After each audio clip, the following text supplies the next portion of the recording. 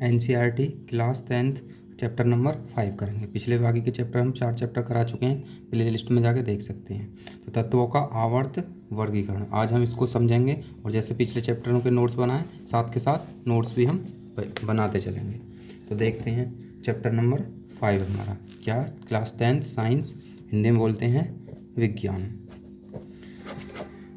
तो सबसे पहले चैप्टर का नाम है हमारा चैप्टर नंबर 5, तत्वों का वर्गीकरण। वर्गीकरण इंग्लिश में बोलते हैं वर्गीकरण को क्लासिफिकेशन। क्लासिफिकेशन ऑफ तत्व को बोलते हैं एलिमेंट, एलिमेंट्स। तो ये हमारा चैप्टर का नाम हो जाएगा। तो सबसे पहले समझ लेते हैं थोड़ा सा। देखो, इलेक्ट्रॉन, प्रोटॉन, न्यूट्रॉन, नाम तो आपने सुने होंगे। इलेक्ट्रॉन, प्रोटॉन और न्यूट्रॉन, इन तीनों से मिलकर हमारे क्या बनते हैं, परमाणु बनते हैं, जिन्हें हम एटम बोलते हैं। इनसे मिलकर क्या बनते हैं, अणु, मॉलिक्यूल बोलते हैं। अणु से मिलकर हमारे बनते हैं पदार्थ, पदार्थ या यौगिक। हमारे आसपास की चीज़ें सभी पदार्थ हैं, जैसे पेन है, तो ये ऐसे इस प्रकार से इसका सीक्वेंस होगा। तो एक अणु हमारा बहुत छोटा होता है, जैसे देखा होगा धूप में धूल के कणों को आते हुए देखा होगा कमरे में, तो उससे क्या, छोटा सा अणु, उसके अंदर भी बहुत सारे परमाणु होते हैं। परमाणु के अंदर इलेक्ट्रॉन, प्रोटॉन और न्यूट्रॉन होते हैं। तो ये हमारा मेथड होगा। तो इसमें हम अणु, शुद्ध रूप जो होता है हमारा अणु का तत्व बोलते हैं, जैसे एलिमेंट या पदार्थ का यौगिक होता है। तो हम इसके एलिमेंट के बारे में पढ़ेंगे। तो डेफिनेशन लिखेंगे हम प्रॉपर वे में। तो देखो कैसे नॉलेज में लिखेंगे। देखो हमारे ऐसे लिख लेंगे, अपनी ही भाषा में लिखेंगे। ज़रूरी नहीं है कि वैसे पेपर में हमारा क्या है, सही लिखनी होनी चाहिए, पूरे नंबर मिलेंगे। हमारे आस पास, आसपास के तत्व या मिश्रण बोल सकते हैं, तत्व या मिश्रण एवं पदार्थ या यौगिक, पदार्थ या यौगिक के रूप में उपस्थित। देखो आगे की सारी चीज़ों को इसमें एक्सप्लेन करेंगे हम, जितने भी टॉपिक होंगे इलेक्ट्रॉनिक विन्यास वगैरह। अभी पहले डेफिनेशन लिख ले रहे हैं, फिर उसके बाद एक्सप्लेन भी करेंगे। उपस्थित रहते हैं, रहते हैं और तत्व एक ही प्रकार, तत्व जो होते हैं हमारे एक ही प्रकार के बने होते हैं, अणुओं से बने होते हैं। एक प्रकार के अणु बोल सकते हैं, अणु से बने होते हैं। कहने का मतलब शुद्ध रूप होता है हमारा किसी भी पदार्थ का या यौगिक का, तत्व जो होता है हमारा। और देखो नॉलेज के लिए हम लिख लेंगे, आज तक जो हमारे तत्व हैं, आज तक पीरियोडिक टेबल दे रखी है हमारी इसी चैप्टर में, देख सकते हैं। लगभग 118 तत्व खोज हो चुके हैं। आज तक 118 तत्व की खोज हो चुकी है, खोज हो चुकी है, जिसमें लगभग 98 तत्व प्राकृतिक मतलब प्रकृति में पाए गए हों, जिन्हें बनाया गया ना हो। कृत्रिम बोलते हैं हम बनाने वालों को। प्राकृतिक रूप से पाए जाते हैं। तो जैसे मिट्टी वगैरह में से इनको हम ढूंढते हैं, प्राकृतिक रूप से पाए जाते हैं। और देखो ऐसे लिख सकते हैं, और ज्ञात तत्वों को भी हमने किस में बांटा है, धातु, उपधातु और अधातु। तो ज्ञात तत्वों को धातु,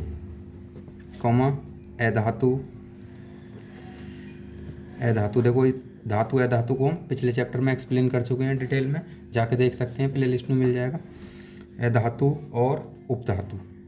उपधातु, धातु को बोलते हैं मेटल, इसको नॉन मेटल, इसको मेटेलॉइड बोलते हैं। तो धातु कौन सी होती हैं? जिनमें विद्युत धारा प्रवाहित हो जाती है, ऊष्मा प्रवाहित हो जाती है, या बजाने पर चमक वो आवाज़ होती है, चमकीली होती हैं, और जिनको हम तन्यता मतलब तार बना सकते हैं खींच के, वो धातु के गुण होते हैं। अधातु के गुण ऐसे नहीं होते, जैसे लकड़ी है, लकड़ी में करंट पास नहीं होता, चालक नहीं है विद्युत के।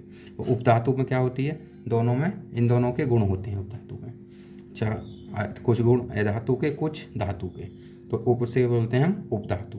तो आगे का पीछे चैप्टर में हम डिटेल में देख सकते हैं। उपधातु और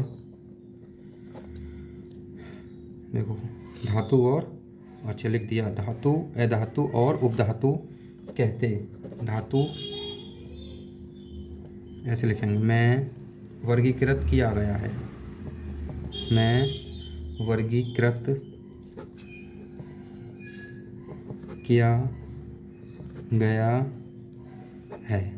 तो ये हो गया हमारा तत्वों के बारे में जानकारी। फिर जो पीरियोडिक टेबल हमारी दे रखी है, अब तत्व कौन से होते हैं हमारे, जैसे Na है सोडियम, Fe आयरन जिसे लोहा बोल देते हैं, ये कॉपर, तो ये क्या है हमारी, ये हमारी धातु मेटल। और ले सकते हैं सल्फर है, फास्फोरस है, क्लोरीन, ये क्या है हमारी नॉन मेटल अधातु। और देखो एक तत्व हमारे और ये भी होते हैं, सिलिकॉन है, आर्सेनिक है, तो ये क्या है हमारे उपधातु, जिन्हें बोलते हैं हम मेटेलॉइड, मेटेलॉइड। तो ये जैसे एग्जाम्पल में हम तत्वों को दे सकते हैं। अब जो हमारी बुक का अगला टॉपिक है हमारा डेफिनेशन, वो है, देखो हेडिंग बनाएंगे, व्यवस्थित को, वो अव्यवस्थित मतलब क्रम से नहीं लग रही कोई चीज़, उसको व्यवस्थित करना। तो हेडिंग है हमारी अव्यवस्थित। देखो सारे टॉपिक हमने एनसीईआरटी बुक से लिए हैं, बाकी का एक्सप्लेन अपनी भाषा में करा, इजी से इजी भाषा में, और साथ के साथ डेफिनेशन भी, परिभाषा जो है हम साथ के साथ लिखते रहेंगे। अव्यवस्थित को व्यवस्थित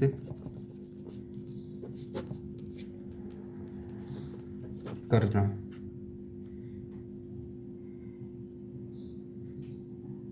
व्यवस्थित करना। तो व्यवस्थित करेंगे, इसके लिए क्या होगा हमारा, तत्वों के वर्गीकरण के प्रारंभिक प्रयास के आधार पर जो हमने वर्गीकृत करा है, तो ऐसे लिख देंगे, तत्वों के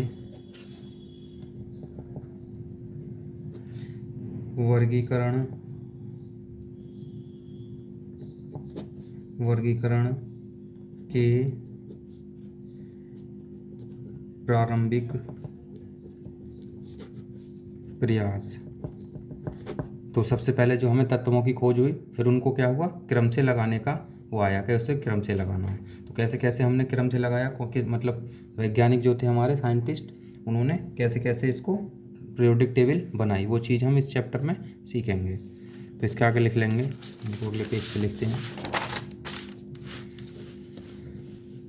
देखो जैसे जैसे तत्वों की खोज हुई, ऐसे लिखेंगे, जैसे जैसे जैसे, दो बार लिख देते हैं ऐसे, जैसे जैसे तत्वों एवं उनके गुणधर्मों, जो उनकी प्रॉपर्टी हैं उनके बारे में जैसे जैसे पता पड़ा, गुणधर्मों के बारे में हमारा ज्ञान बढ़ता गया, वैसे वैसे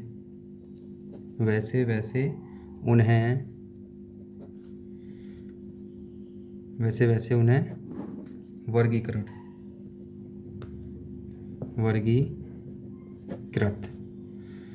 वर्गीकृत करने, देखो लिखने में थोड़ी मिस्टेक हो जाए उसके लिए सॉरी, आप सही कर सकते हैं, बोलते हैं फिर तो बोलते भी हैं और लिखते भी हैं। तो वर्गीकृत करने के निम्न प्रयास किए गए, निम्न प्रयास किए गए, जिसमें, अब देखो जैसे जैसे तत्वों की हमारी खोज होती गई वैसे वैसे हम उन्हें क्या करते गए, उनको वर्गीकृत करते गए। अब कैसे कैसे वर्गीकृत करा और किस किस ने करा तो उसके बारे में हम पढ़ेंगे। तो सबसे पहले हमारा जो साइंटिस्ट है, हमारे वैज्ञानिक, वो हैं डॉवे राइनर। डॉवे राइनर के त्रिक नियम। तो ये क्या, डॉवे राइनर के त्रिक मतलब इन्होंने क्या करा, एक नियम बनाया 3 का, जिससे तत्वों को रखा जा सके या बांटा वर्गीकृत किया जा सके। तो इंग्लिश में इसको लिख लेंगे डॉवे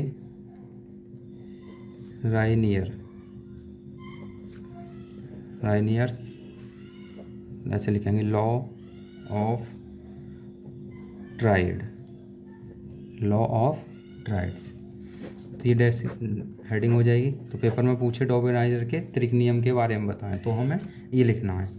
तो कैसे लिखेंगे, देखो डेफिनेशन लिखेंगे इसकी। डॉवे राइनर ने 3 तत्वों वाले, अब देखो 3 तत्व लिए, इसी को हम त्रिक नियम बोलते हैं। 3 तत्व वाले समूह, समूह मतलब ग्रुप बनाया, समूह बनाए, जिनके समान गुण थे। अब देखो जिनके गुण समान थे उनको 3 के ग्रुप में हमने बांट दिया। उन समूहों को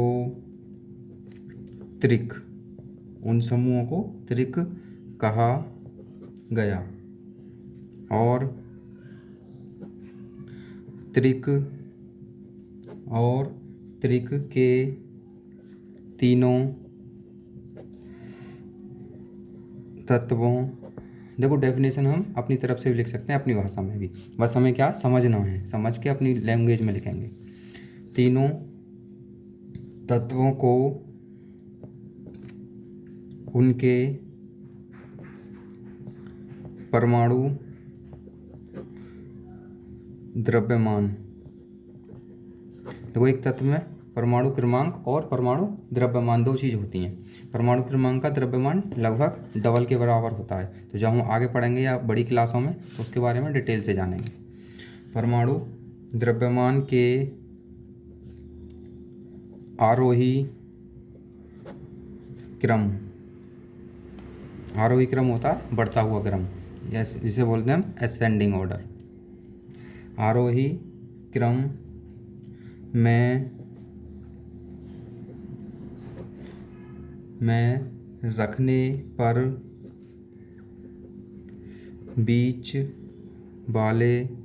रखने पर बीच वाले तत्व का परमाणु द्रव्यमान अन्य 2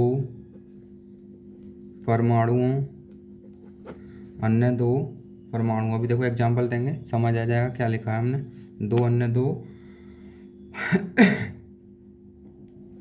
अन्य दो परमाणुओं के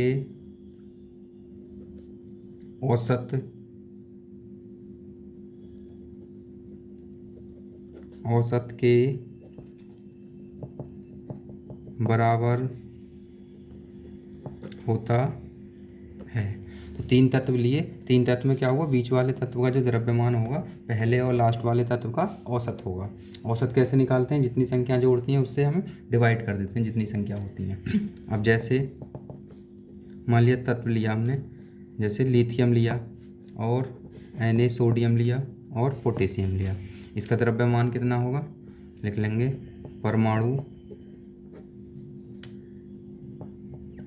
द्रव्यमान। लिथियम का परमाणु द्रव्यमान होता है 7, इसका होता है 23। ये हमारी बुक में टेबल दे रखी है, उसमें से देख सकते हैं। या फिर 30 तक तो आपको याद करने पड़ेंगे, परमाणु क्रमांक और परमाणु द्रव्यमान, ये बहुत ज़रूरी है। इनसे ही हम आगे की केमिस्ट्री जो भी होगी सीखेंगे। 23 और 39। अब औसत द्रव्यमान क्या होता है, देखो बीच वाले का कैसे निकालेंगे, दोनों का औसत, पहले का और इसका औसत करेंगे। तो 7 + 39/2, दो संख्याएं तो 2 से भाग हो जाएगा, इस कितना हो जाएगा 46/2, 2 का भाग करेंगे इसमें तो कितना आ जाएगा 23। तो बीच वाले के बराबर आ गया। तो ये क्या था हमारा डॉबे-राइडर का त्रिक नियम। अब उसमें भी कुछ एग्जाम्पल दिए त्रिक, जैसे ये त्रिक हो गया, या फिर नाइट्रोजन, फास्फोरस और आर्सेनिक का एक त्रिक हो गया, और कैल्शियम और एसआर, स्केडियम और बेरियम ये हो जाएगा, और क्लोरीन, ब्रोमीन, आयोडीन, ये एक त्रिक हो जाएगा। तो ये क्या हमारे त्रिक हैं, डॉबे-राइडर के त्रिक, 3 के। अब इसमें एक नोट करके लिख लेंगे। इसमें भी देखो कुछ कमियां रही, ऐसा नहीं है कि एक बार में कोई भी काम ठीक हो जाता हो। तो एक बार में हमारे तत्व का वर्गीकरण नहीं हुआ, कई बार में हुआ। जब भी हम कोई काम करते हैं उसमें भी बहुत टाइम लगता है, फेल भी होते हैं, फेल होने के बाद तब हमें कामयाबी मिलती है। तो डरना नहीं, फेल होने से ही हम सीखते हैं। तो देखो ये हो गया। वैसे हालांकि मेहनत करते हैं तो एक कामयाबी मिल जाती है, बस थोड़ी थोड़ी दिक्कतें आती हैं, हो जाएंगी क्लियर अगर मेहनत करोगे तो किसी भी काम के लिए। तो देखो केवल ऐसे लिख देंगे, केवल 3 त्रिक ही प्राप्त हुए। तो ये नियम क्या हुआ, 3 त्रिक पर ही फॉलो हुआ, प्राप्त हुए, बाकी के जो है 3 के त्रिक नहीं बन पाए। तो ये इनका ये जो रूल था ये यहीं पर फेल हो गया। फिर इसके बाद दूसरे वैज्ञानिक आए, अगली हेडिंग है हमारी न्यूलैंड्स का अष्टक नियम। तो हेडिंग बनाएंगे न्यूलैंड्स का अष्टक सिद्धांत या नियम बोल सकते हैं, अष्टक सिद्धांत। तो इसको लिखेंगे न्यूलैंड लॉ ऑफ ऑक्टेव्स, अष्टक सिद्धांत। इसको हम लिख सकते हैं ऑक्टेव रूल ऑफ न्यूलैंड्स, ऐसे भी लिख सकते हैं। ये हो गया। तो इनके बारे में देखते हैं इन्होंने क्या क्या लिखते हैं, डेफिनेशन। देखो न्यूलैंड्स का अष्टक, न्यूलैंड का, या ऐसे लिखेंगे नहीं, अष्टक तो बाद में आएगा। न्यूलैंड्स ने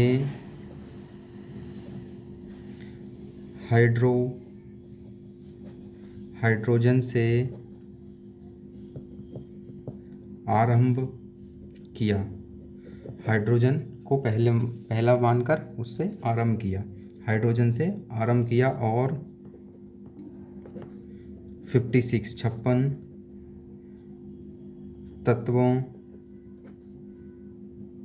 56वें तत्व, ऐसे लिखेंगे 56वें तत्व हमारा था थोरियम, 56 पे था थोरियम हो जाएगा। थोरियम तक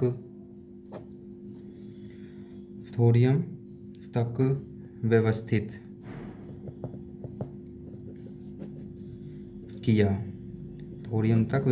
किया, उन्होंने बताया कि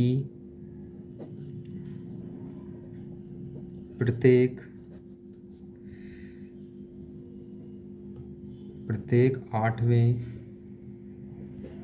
तत्व का गुणधर्म पहले तत्व के गुणधर्म के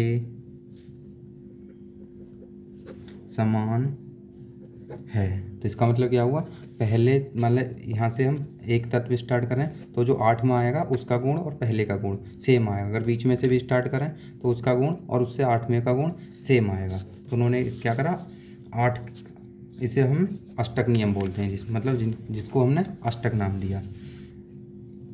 तो गुणधर्म तत्व के समान होगा, पहले के समान होगा। देखो जिस प्रकार,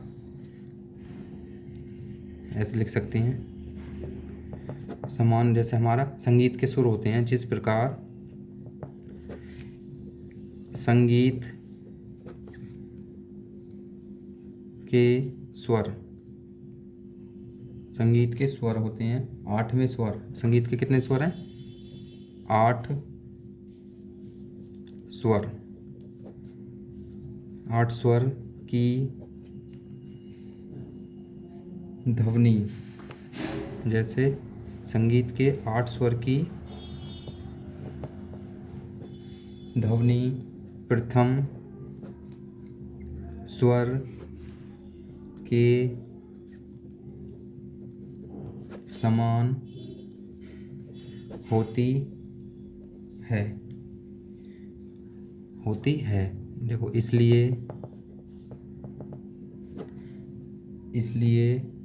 ये नहीं आएगा, इसे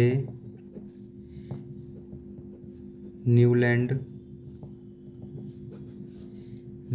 का अष्टक सिद्धांत कहा गया।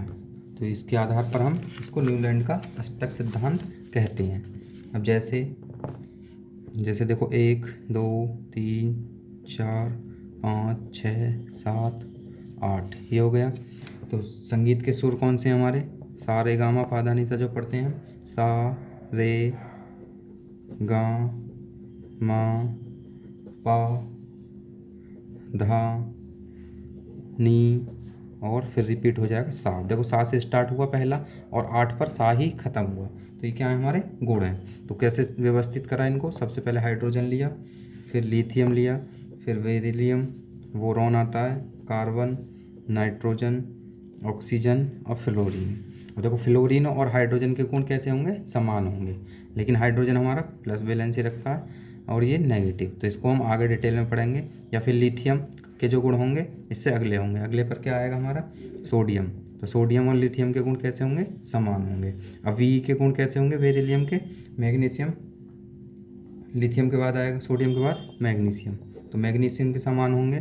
फिर एल्यूमिनियम, फिर सिलिकॉन, फास्फोरस, सल्फर है, क्लोरीन है, पोटेशियम। इस टाइप से उनको व्यवस्थित करा, इसे बोलते हैं हम अष्टक रूल। अब आगे हमारा एक देखो नोट करके लिख लेंगे, यह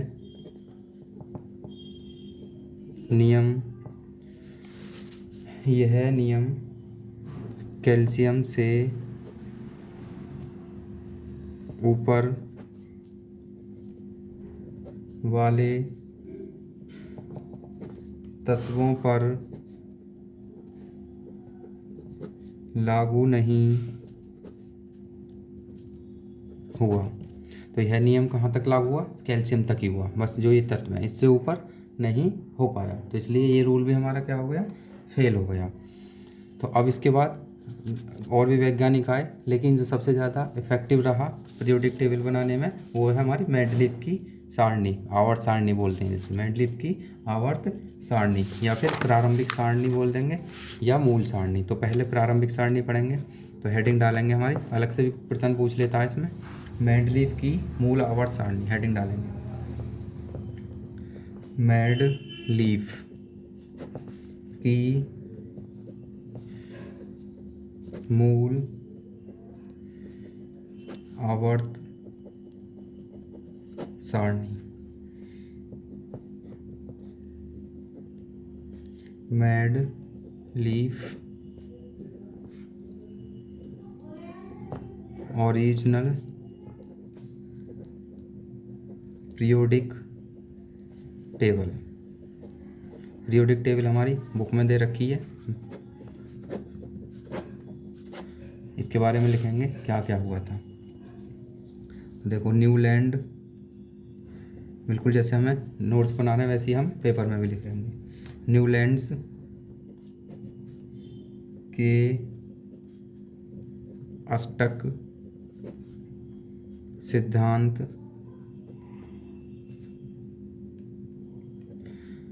देखो एक ही वीडियो में एक चैप्टर कवर करा है, ज़्यादा से ज़्यादा कोशिश करिए कंप्लीट करने की, तो इन्हीं में से आपको मिल जाएगा। बाकी के टॉपिक जो हैं जितने भी बहुत काफ़ी डिटेल में हैं, इनकी अलग अलग वीडियो बनाई जाए तो काफ़ी देर की बनेगी, जो बड़ी क्लासों में हमें सिखाए जाएंगे। तो आने वाले टाइम में आपको अलग अलग सेपरेट वीडियो मिल जाएगी प्रत्येक टॉपिक की। तो सिद्धांत के फेल होने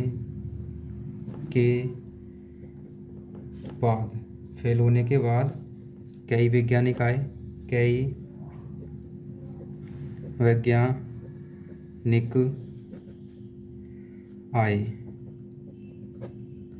वैज्ञानिक आए जिसमें तत्वों के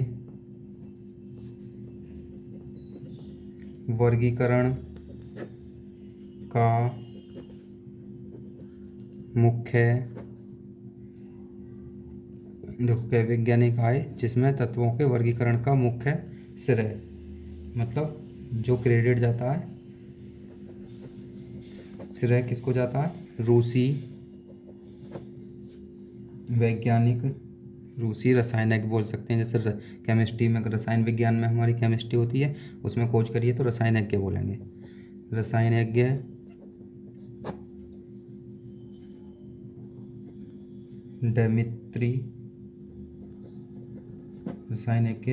डेमेत्री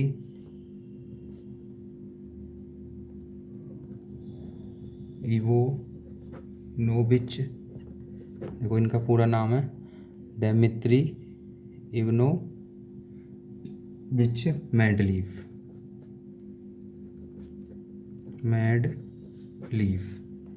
मेडलीफ के नाम से जाने जाते हैं, इनका पूरा नाम है। तो ये मेडलीफ को जाता है, उन्होंने ज्ञात 63, देखो जब तक 63 तत्व ज्ञात थे जब मेडलीफ ने आवर्त सारणी को बनाया। तत्वों के गुण, धर्म, परमाणु, द्रव्यमान तथा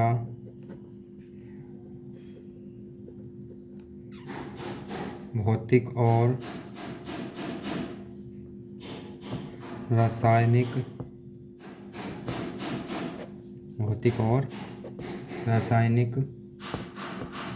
गुण, धर्मों में समानता के आधार पर व्यवस्थित किया,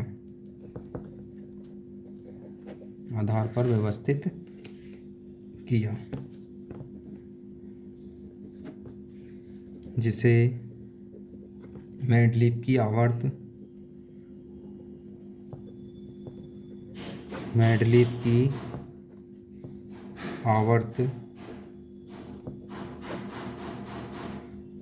सारणी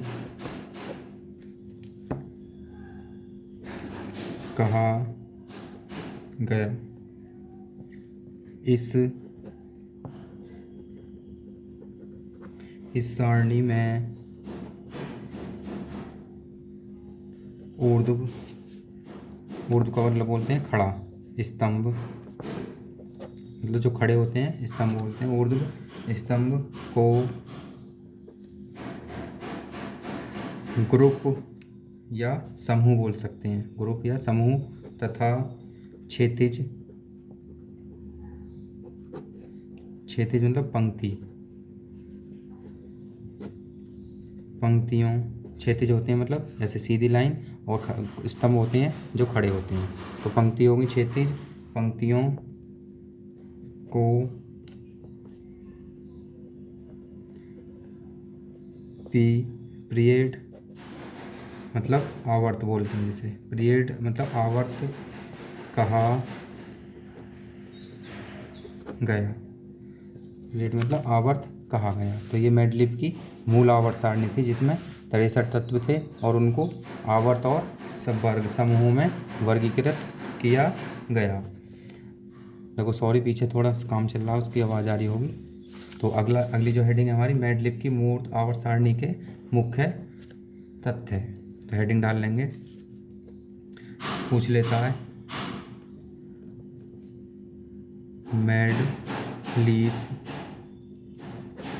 मैडलिफ की आवर्त सारणी के मुख्य तथ्य। तो इंग्लिश में लिखेंगे heading, important facts of Mendeleev original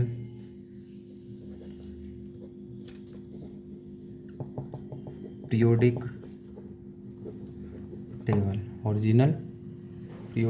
table. तो हमारी हेडिंग बन जाएगी। अब इसमें लिखना कैसे है, देखो क्या क्या फैक्ट्स है। जैसे हेडिंग बना के पहला पॉइंट बना के लिखेंगे, पहला है हमारा तत्वों को परमाणु भार के बढ़ते क्रम में रखा गया। तो तत्वों को परमाणु भार के बढ़ते क्रम में रखा गया, लेकिन जो हमारी पीरियोडिक टेबल है उसमें परमाणु क्रमांक के आधार पर, तो इसमें भी कमियां रही, उनको भी हम देखेंगे अभी। रखा गया। सेकंड पॉइंट, इसमें 8 वर्ग थे, अब कितने वर्ग हैं हमारे, 18 हैं। तो इसमें भी कमियां हैं, उनको भी, दोषों को भी लिखेंगे। फिर उसके बाद नई आवर्त सारणी, आधुनिक आवर्त सारणी को भी पढ़ेंगे अभी हम, जिसमें 8 स्तंभ तथा 7 पंक्ति हैं, जिन्हें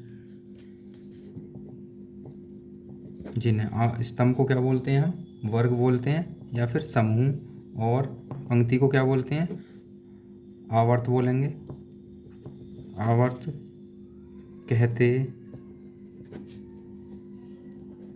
कहते हैं। 2 पॉइंट हो गए।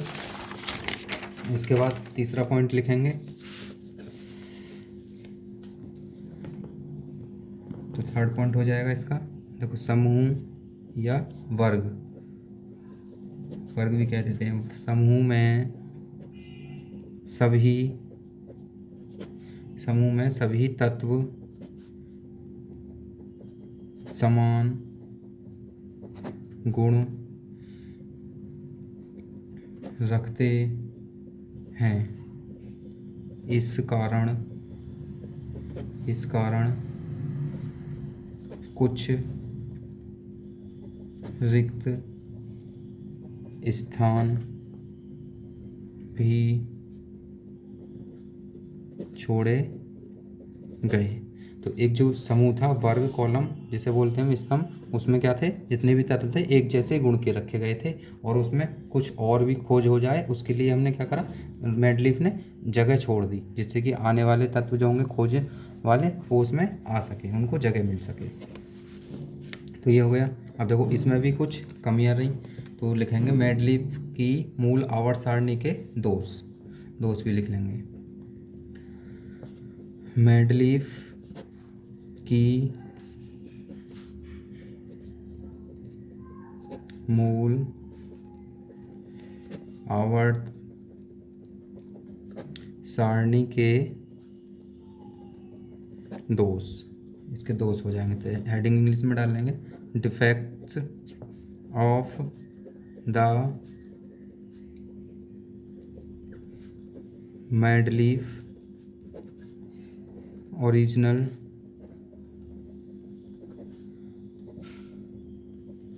Periodic table. तो इसके दोष हो जाएंगे, मैडलीफ के आवर्त सारणी के दोष। दोष क्या क्या थे? जैसे पहला है हमारा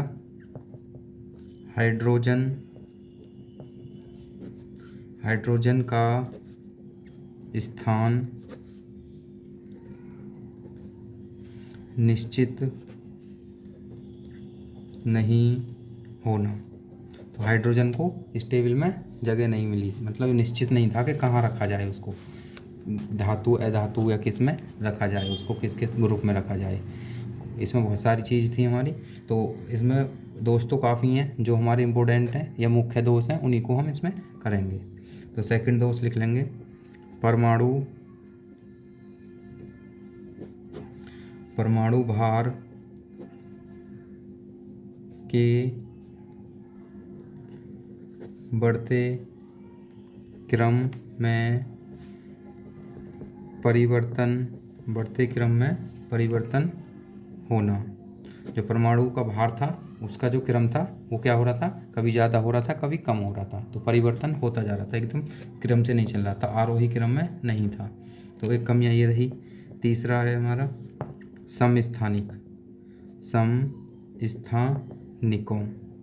समस्थानिकों को बोलते हैं जिनके परमाणु क्रमांक समान हो और परमाणु भार भिन्न भिन्न हो, मतलब अपर रूप बोल देते हैं। जैसे कार्बन है, कार्बन के अपर रूप जैसे पहले चैप्टर में हमने पढ़े थे, हीरा है और ग्रेफाइट है, तो उन्हें बोलते हैं अपर रूप। उनके अपर रूप होते हैं समस्थानिकों एवं समभारिकों। समभारिकों कौन से होते हैं? जिनके परमाणु भार तो समान हो और परमाणु क्रमांक भिन्न हो, बिल्कुल इसके उल्टे जैसे, उन्हें बोलते हैं हम समस्थानिकों। का इंग्लिश में बोलते हैं आइसोटॉप एंड आइसोबार। का स्थान निश्चित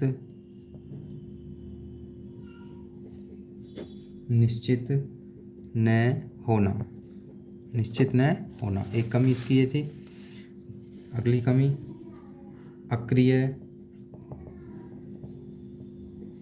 अक्रिय गैसों का स्थान निश्चित नहीं था। तो ये जो टेबल थी इसमें अक्रिय गैसों को नहीं रखा गया था, इसमें निश्चित नहीं था। लेकिन अब जो हमारी टेबल है इस टाइम, उसमें अक्रिय गैसों को लास्ट में वर्ग 18 में अलग से रखा गया। आर्गन, हीलियम, नियोन वगैरह, जीनोन, ये हमारी अक्रिय गैस हैं जो क्रिया नहीं करती किसी से, उन्हें बोलते हैं अक्रिय गैस। अगला है हमारा तत्वों का मूल लक्षण परमाणु क्रमांक होना, न कि परमाणु द्रव्यमान या भार बोल सकते हैं। द्रव्यमान, तो परमाणु का मूल लक्षण क्या था? परमाणु क्रमांक था। लेकिन इसमें क्या किसके अकॉर्डिंग रखा था हमने? परमाणु द्रव्यमान के, जो कि मूल लक्षण नहीं था। तो एक कमी ये रही। तो ये हमारी मैडलीफ की आवर्त सारणी की कमी या दोष लिख सकते हैं अगर पूछता है तो पेपर में। अब इसके बाद है मैडलीफ की आधुनिक आवर्त सारणी। आधुनिक में देखो क्या क्या चेंज हुए जो अब इस टाइम चल रही है। तो हेडिंग डाल लेंगे, मैडलीफ की आधुनिक आवर्त सारणी। इंग्लिश में बोलेंगे मैडलीफ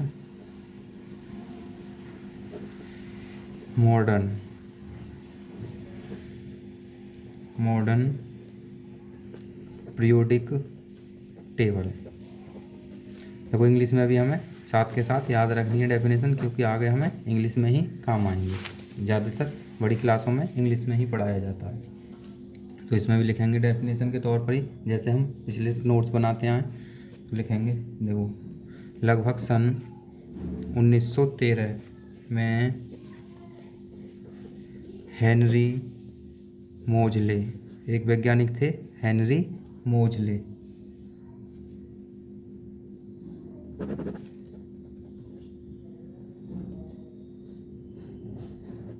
ऐसे लिखा जाएगा। हेनरी मोजले ने बताया, हेनरी मोजले ने बताया कि तत्वों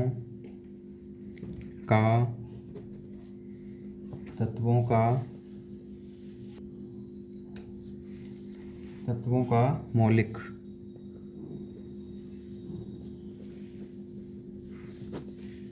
मौलिक द्रव्यमान, या ऐसे लिखें मौलिक गुण परमाणु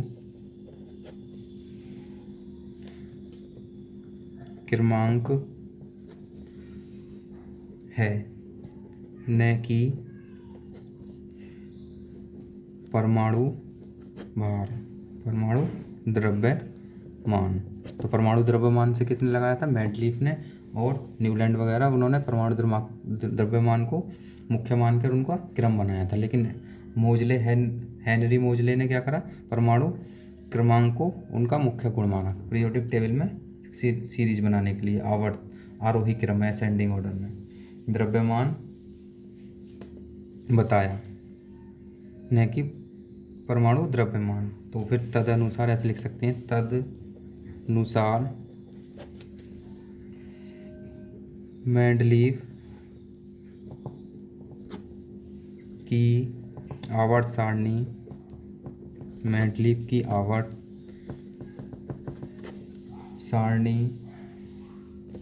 में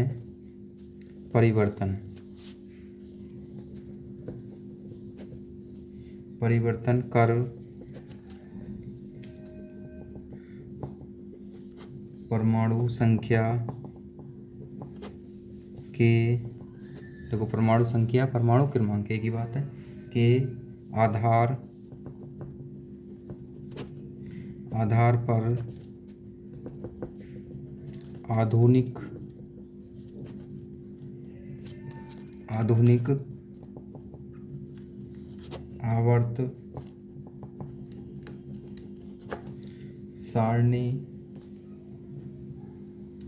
आवर्त सारणी कहा, परिवर्तन करके उसमें क्या कहा? आधुनिक आवर्त सारणी।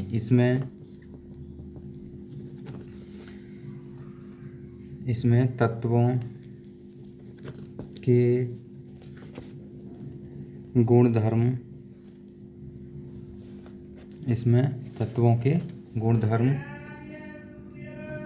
उनकी परमाणु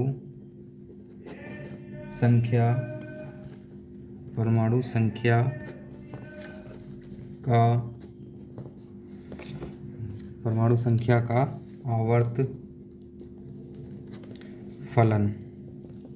आवर्त फलन होते हैं। तो ये क्या हमारा? तत्वों के गुणधर्म उनकी परमाणु संख्या का आवर्त फलन होते हैं। लेकिन मेंडलीफ ने किसको माना था? परमाणु द्रव्यमान को।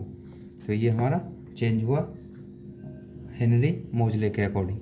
अब इसके बाद देखो नोट करके लिखेंगे इसमें एक,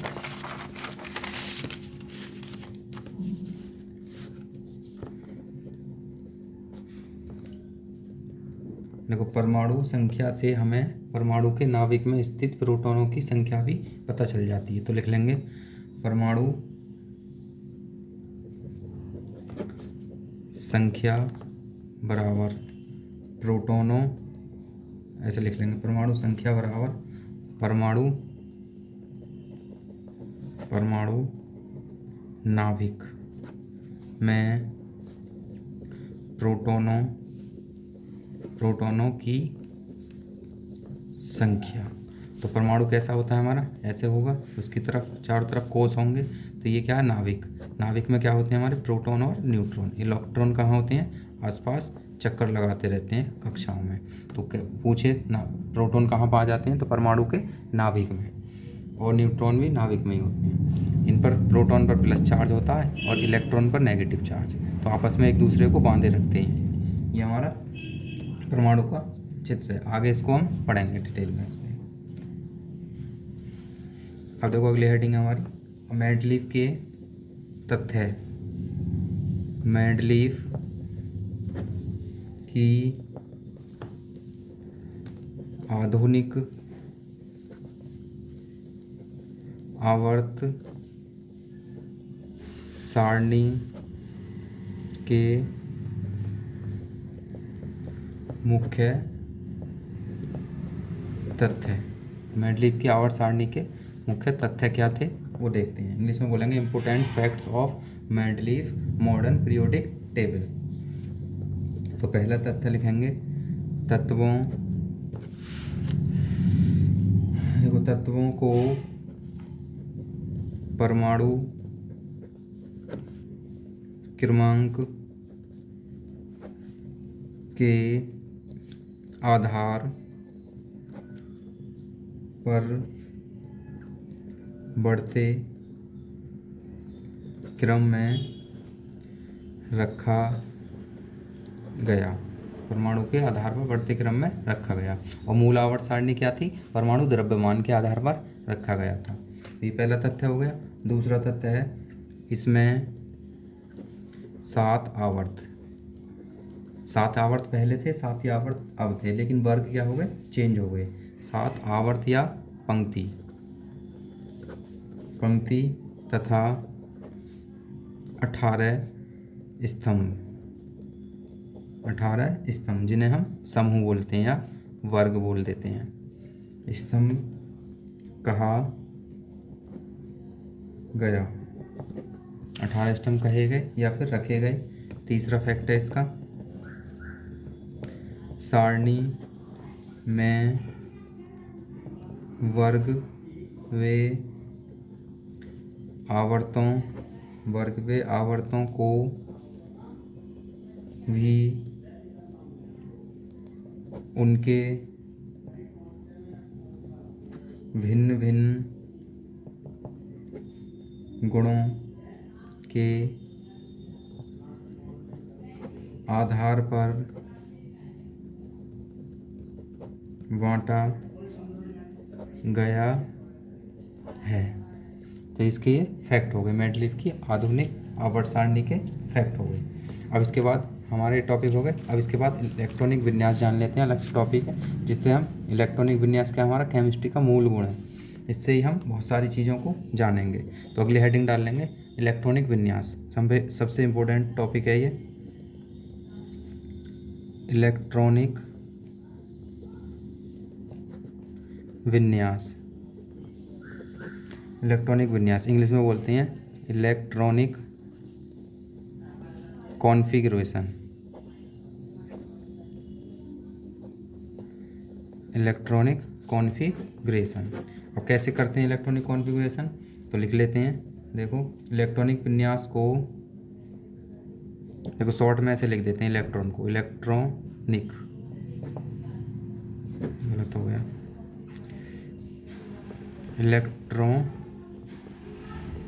इलेक्ट्रॉनिक विन्यास को कोष होते हैं हमारे KLMNOP 7 तक होते हैं हमारे, क्योंकि जो तत्व है हमारे वो 7 तक ही वर्गीकृत हो पाए हैं। कोष हो गए हमारे। फिर उसके बाद है उपकोष। उपकोष हमारे कितने होते हैं, 4 होते हैं, S P D और F। H P D और F। अब इसमें भी देखो SPDF हो गए, SPDF तथा ऑर्बिटल। इसके बाद आता है ऑर्बिटल। ऑर्बिटल में व्यवस्थित करते हैं। जैसे देखो हमारे कोष हैं, हमारे कोष जैसे KLMNOP एन डॉट डॉट और हो सकते हैं, और इसके लिए एक फार्मूला होता है हमारा 2n स्क्वायर। एन की जगह हम रख सकते हैं 1 2 3 डॉट डॉट। एन की वैल्यू रख देंगे, इससे हमें कोसों में कितने इलेक्ट्रॉन आएंगे उसको हम निकाल सकते हैं। तो देखो जब 2 के साथ 1 का स्क्वायर करेंगे तो कितना आएगा 2, 2 के साथ 2 का स्क्वायर करेंगे तो 4, 4 दूनी 8 और 8 हो जाएगा। तो इस प्रकार से हम 18 32 50 इस प्रकार से आते रहेंगे। अब इनके अंदर भी क्या होते हैं, सभी के अंदर उपकोष होते हैं जिन्हें हम S P D और F बोलते हैं। उपकोषों में इलेक्ट्रॉनों को भरते हैं। उपकोष के बाद होते हैं हमारे ऑर्बिटल। ऑर्बिटल कैसे होते हैं देखो समझ लेते हैं। ऑर्बिटल हमारा जैसे ये क्या है S, ये S ऑर्बिटल है। P में 3 बॉक्स होते हैं, ये P ऑर्बिटल है। इसके बाद D में 5 ऑर्बिटल होते हैं। फिर है F 1 2 3 4 5 6, तो इसमें F में 7 ऑर्बिटल होते हैं। तो इन ऑर्बिटलों में हम इलेक्ट्रॉनों को भरते हैं। एक ऑर्बिटल में 2 इलेक्ट्रॉन आ सकते हैं। अभी हम जब इलेक्ट्रॉनिक विन्यास करेंगे तत्वों का तो आगे हम समझेंगे कैसे भरते हैं इसको। तो सबसे पहले एग्जाम्पल के लिए देख लेंगे। जैसे हमारा लिथियम है, लिथियम का परमाणु क्रमांक कितना है 3। परमाणु क्रमांक नीचे लिखते हैं, परमाणु भार यहाँ लिखते हैं। तो इलेक्ट्रॉनिक विन्यास किसका होता है परमाणु क्रमांक का। तो सबसे पहले किस में करेंगे कोष में करेंगे। कोष क्या है हमारे KLMn4। तो किस फॉर्मूले से करेंगे 2n स्क्वायर से, 2 8 18 में। तो सबसे पहले 2 में तोड़ेंगे, अब कितना बचा 1, तो 1 बचा तो ऐसे टूट जाएगा। अब इसके बाद उपकोष भरेंगे। अब देखो उपकोषों को कैसे भरते हैं।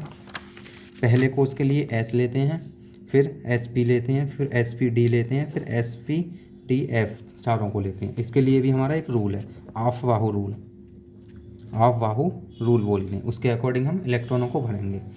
अब जब 11वीं क्लास में आएंगे तो आगे देखेंगे बड़ी क्लासों में किस भरेंगे। फिर भी हम थोड़ा यहाँ से सीखते हैं कैसे भरेंगे। तो ये हो गया। तो सबसे पहले के लिए ऐसा आएगा। पहला कोष के लिए संख्या देते हैं हम, कोष की संख्या S में कितने इलेक्ट्रॉन आएंगे 2। अब दूसरा कोष में कितने इलेक्ट्रॉन है S के साथ 1 इलेक्ट्रॉन, S के साथ दूसरे में P भी आएगा, लेकिन P में एक भी इलेक्ट्रॉन नहीं बचेगा। इसके लिए ये भी 1 इलेक्ट्रॉन की ज़रूरत है। तो इस पर तो जब जाएंगे तो इसको हम 0 मान देंगे। तो इसका जो इलेक्ट्रॉनिक विन्यास होगा वो ये माना जाएगा, 0 वालों को छोड़ देते हैं। अब इसका परमाणु क्रमांक बनाएं। मान लीजिए नाभिक है इसका, तो ये पहला कोष हो गया, ये दूसरा कोष। तो KLM इस प्रकार से कोष होंगे। तो इसमें कितने इलेक्ट्रॉन है 1 2, और बाहर कितने हैं 1 इलेक्ट्रॉन। 1 इलेक्ट्रॉन हो गया। इसी प्रकार से हमारा ऑक्सीजन ले लेंगे, 8 पे होता है। तो 2 6 8, जब तक 8 नहीं होंगे जब तक आगे नहीं बढ़ेंगे हम। पहले यहाँ पर 8 करने हैं, 2 8 18 32, 2n स्क्वायर वाले फॉर्मूले सभी जो पीछे बताए। अब देखो इनको फिर से उपकोष में भरेंगे। तो 1 पहला कोष कितने इलेक्ट्रॉन है 2।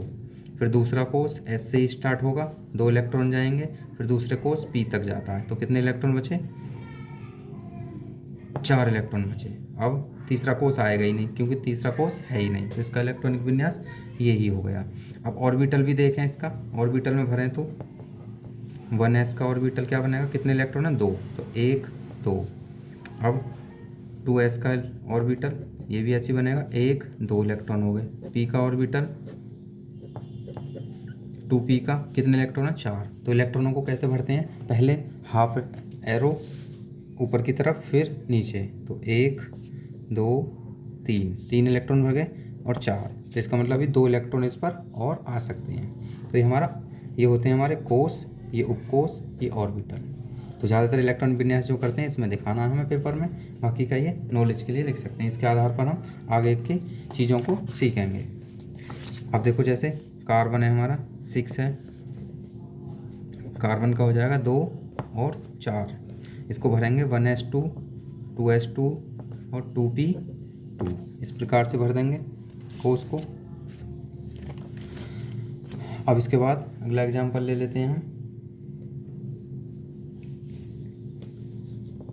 11। क्या है हमारा सोडियम। सोडियम का 11 का कैसे करेंगे 2। अब देखो 8 हो गया, अब आगे थर्ड कोष में चला जाएगा 1, तो थर्ड कोष में चला गया। तो अब स्टार्ट करते हैं 1s2, ये पूरा हो गया। फिर दूसरा 2s से स्टार्ट होगा और 2p से स्टार्ट होगा, कितने इलेक्ट्रॉन 6 आ जाएंगे। अब तीसरा कोस 3 से स्टार्ट होगा और S आएगा इसमें, और 3p भी आएगा और 3d भी आएगा। तो कितने इलेक्ट्रॉन है यहाँ पर? एक है, तो एक पहले S में जाएगा, इसमें बचे ही नहीं तो ये 0 हो जाएगा, ये हट जाएंगे। अब इन्हीं के हम ऑर्बिटल भी बना सकते हैं। ऑर्बिटल कहाँ तक बनेंगे हमारे? जहाँ तक इलेक्ट्रॉन गए हैं। अब इसका परमाणु बनाएं तो ये मान लिया नाभिक है हमारा, न्यूक्लियर, फिर इसके बाद ये पहला कोष, ये दूसरा कोष, ये तीसरा कोष। तो पहले कोष में कितने इलेक्ट्रॉन है? 1 2, और उसमें कितने? 8, 1 2 3 4 5 6 7 8, और इसमें है 1 इलेक्ट्रॉन। तो इलेक्ट्रॉन क्या करते हैं इन कक्षाओं में? सेल जो होते हैं हमारे, कोष को बोलते हैं सेल, इन सेलों में घूमते रहते हैं। उपकोष को बोलते हैं सब सेल। तो घूमते रहेंगे, और यहाँ पर प्लस चार्ज होता है नाभिक में, इन पर नेगेटिव चार्ज, तो जिससे ये निकल के कहीं जाते नहीं हैं, इसमें बंधे रहते हैं और इसके चारों तरफ ही नाभिक के घूमते रहेंगे। अब देखो इसी प्रकार से हमारा अगला एग्जाम्पल हो जाएगा, सोडियम होगा मैग्नीशियम होता है 12 पर, तो इसका हो जाएगा 2 8 2, तो टोटल 12 हो गए। तो इसको भरेंगे 1s2 2s2 2p 6 और 3s2, और बाकी का 0 हो जाएगा, छोड़ देंगे। तो इसका भी ऐसे बना लेंगे परमाणु जैसे पीछे बनाया था। इसके बाद है हमारा क्लोरीन होता है 17 पर, तो 17 पर आ जाएगा, 2 8 10 हो गए और 7 बचा। तो जब तक यहाँ पर 8 या 18 नहीं हो जाएंगे तो तोड़ेंगे नहीं। तो यहाँ तक तो देखो हमारा सिंपल रूल फॉलो होता है। अब आगे के जो बड़े परमाणु क्रमांक आएंगे उसमें अफवाह रूल लगाएंगे। तो ये हो जाएगा 1s2 2s2 और 2p 6 3s2 और 3p 5 और 3p 5 और 3d 0 आ जाएगा। अब इसके बाद हमारा देखो एक बड़ा करके देखते हैं 26 का Fe आयरन है, तो कितना होता है इसका? 2 8। अब अगला कितना आना चाहिए? 18 आना चाहिए। हमारे पास कितना बचा है? 16। तो 16 बच रहा है, तो 16 की जगह हम क्या करेंगे? दोबारा से 8 में तोड़ लेंगे, और फिर दोबारा से फिर से 8 में। अब क्या हो गया? 26 हो गया। तो ये क्या है हमारा? गलत है, इसको हम रफ में करेंगे सिर्फ। तो इसका सही तरीका क्या होगा? 2 8। अब 18 आना चाहिए था, लेकिन हमें पता है 18 नहीं हो पा रहा, आगे 0 हो रहा है, तो आगे वाले कोष में 2 इलेक्ट्रॉन दे देंगे, और बाकी के जो बचे होंगे पीछे दे देंगे। कितने हो जाएंगे? 6 बचेंगे, तो यानी हो जाएगा 14। तो जब तक यहाँ पर 18 नहीं हो जाते 14 की जगह, तब तक इसमें बढ़ेंगे नहीं, पहले जितने भी इलेक्ट्रॉन होंगे वो इसमें आएंगे। और इसके एक आध में कुछ अपवाद भी हैं, जैसे हमारा परमाणु क्रमांक 29 है, उसमें अपवाद है, तो ये आ जाएगा। तो इसको जो भरेंगे हम 1s2, ये वाला सही माना जाएगा, 1s2 2s2 2p6। अब ये 3 के लिए 3s2 3p6, 6 इलेक्ट्रॉन आते हैं। अब देखो जितने ऑर्बिटल होते हैं, एक ऑर्बिटल है तो 2 इलेक्ट्रॉन, p में 3 ऑर्बिटल है तो 6 इलेक्ट्रॉन आ सकते हैं, d में 5 इलेक्ट्रॉन है तो 10 इलेक्ट्रॉन आ सकते हैं इसके पास, f में 7 ऑर्बिटल है तो इसमें 14 इलेक्ट्रॉन आ सकते हैं। तो ये हो गया 6 और 3d, देखो यहाँ से बचे 6 बचे, तो 6 आ जाएगा, और 4s2, बाकी के 0 हो जाएंगे। तो ये इसका हो गया हमारा इलेक्ट्रॉनिक विन्यास Fe का, ये वाला सही है। तो ये वाला रूल कम परमाणु क्रमांक के लिए तो फ़ायदे है, लेकिन उसके बाद रफ में आ जाता है। ये रफ में क्या हमारा अगले कोर्स में जाएगा। अगर यहाँ 18 कंप्लीट टूट जाता तो हम फॉलो कर सकते थे, तो इसलिए हमारे अपवाद हैं। तो इसको डिटेल में एक बार वीडियो में पढ़ेंगे, काफ़ी बड़ा टॉपिक है, तो इसको हम समझ लेंगे। अब देखो ये हमारे हो गए इलेक्ट्रॉनिक विन्यास, और बाकी के आप करके देख सकते हो, 20 तक तो करके ही देखना, इसी आधार पर हो जाएंगे। अब इसके बाद है हमारी संयोजकता। अब संयोजकता देखो, अब कुछ गुण हैं जो तत्वों के हैं, तो हेडिंग डाल लेंगे, एक एक करके हम लिखेंगे। तो पूरे या तो पेपर में पूछेगा कि पीरियोडिक टेबल के गुण बताएं, तो ये सारी हेडिंग बतानी है, या फिर सिंगल हेडिंग पूछेगा तो सिंगल करके बतानी है। तो सबसे पहले हेडिंग है हमारी संयोजकता। अब देखो संयोजकता भी जब ही निकलेगी जब इलेक्ट्रॉनिक विन्यास आएगा, तो इलेक्ट्रॉनिक विन्यास से हम बहुत सारी चीज़ों का पता कर सकते हैं। तो संयोजकता हेडिंग डाल लेंगे, संयोजकता इंग्लिश में बोलते हैं इसे वैलेंसी इलेक्ट्रॉन, मतलब कितने इलेक्ट्रॉन किसको देकर हम यौगिक या फॉर्मूला बना सकते हैं। वैलेंसी देखो, अंतिम कोष तोड़े थे हमने, तो इसकी डेफिनेशन लिख लेंगे। अंतिम कोष में साझे के इलेक्ट्रॉन, अंतिम कोश में साजे के इलेक्ट्रॉन की संख्या। ठीक है, और इसमें कुछ अपवाद भी होते हैं, जरूरी नहीं है कि वही हो। तो क्या कहलाती है हमारी, वो संयोजकता कहलाती है। जैसे लिथियम था हमारा, लिथियम के अंतिम कोश में कितने इलेक्ट्रॉन थे, एक, तो इसकी संयोजकता कितनी होगी, एक। ऑक्सीजन के अंतिम कोश में कितने इलेक्ट्रॉन थे, देखो ऑक्सीजन के अंतिम कोश में थे हमारे 6 इलेक्ट्रॉन, तो इसकी जो संयोजकता होगी वो होगी -2। अब कैसे निकालते हैं संयोजकता, जो हमारे अंतिम कोश में इलेक्ट्रॉन आते हैं या तो हमें 0 करने होते हैं या फिर 8 करने होते हैं। ठीक है, तो अब देखो इसे 0 करने के लिए क्या करना पड़ेगा, 6 इलेक्ट्रॉन को देना पड़ेगा, और 8 करने के लिए क्या करना पड़ेगा, 2 इलेक्ट्रॉन को लेना पड़ेगा। देने वाले तो प्लस में आते हैं और लेने वाले माइनस में आते हैं। तो ये सबसे अच्छा है कि 6 ना देकर किसी से 2 उधार ले ले तो 8 हो जाएंगे। तो उधार वालों को ऑक्सीजन की संयोजकता क्या हो जाएगी, 2 हो जाएगी, लेकिन ऑक्सीकरण संख्या क्या होगी, -2। अब ऐसे देखो यहाँ पर सोडियम है, वो लिथियम 1 है, तो यहाँ पर या तो ये 1 किसी को दे दे या 7 ले ले, तो 1 देना आसान है, तो इसकी जो संयोजकता है वो +1 आ जाएगी। कार्बन कितना, 4, तो या तो 4 किसी को दे दे या 4 ले ले, तो ये दोनों संयोजकता रखेगा, कार्बन माइनस में भी रखेगा और प्लस में भी रखेगा। तो इसकी कार्बन की 2 संयोजकता होती है। जैसे हमारा CH4 है और CO2 है, तो यहाँ पर कार्बन की संयोजकता है वो -4 है और यहाँ पर +4 है, क्योंकि ऑक्सीजन की नेगेटिव में होगी। फॉर्मूला कैसे बनाते हैं अभी दिखाएं। जैसे कार्बन की हमारी संयोजकता कितनी है, 4, हाइड्रोजन की 1, तो क्रॉस मल्टीप्लाई कर देंगे तो क्या बन जाएगा, CH4 बन जाएगा, मैथेन गैस बन जाएगी। तो ये हमारा ऑक्सीकरण संख्या से ही हम फॉर्मूला बना सकते हैं किसी का भी।